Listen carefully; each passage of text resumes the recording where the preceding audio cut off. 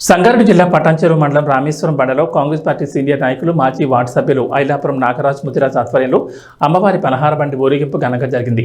ఈ కార్యక్రమానికి పలువురు నాయకులు హాజరయ్యారు. ప్రజలందరూ సుఖ సంతోషాలతో ఉండాలని ప్రతి ఆషాఢ మాసంలో అమ్మవారి బోనాలు పలహార బండి ఊరేగింపు నిర్వహిస్తున్నామని నాగరాజ్ ముదిరాజ్ చెప్పారు.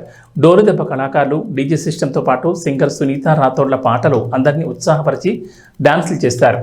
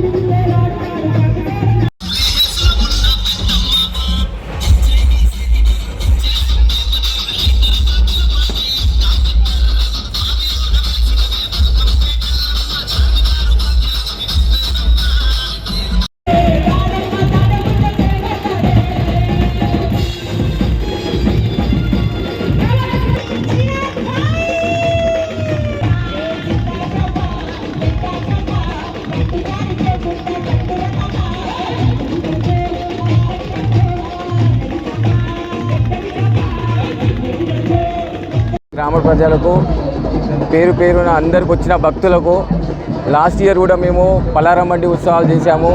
చాలామంది వచ్చారు.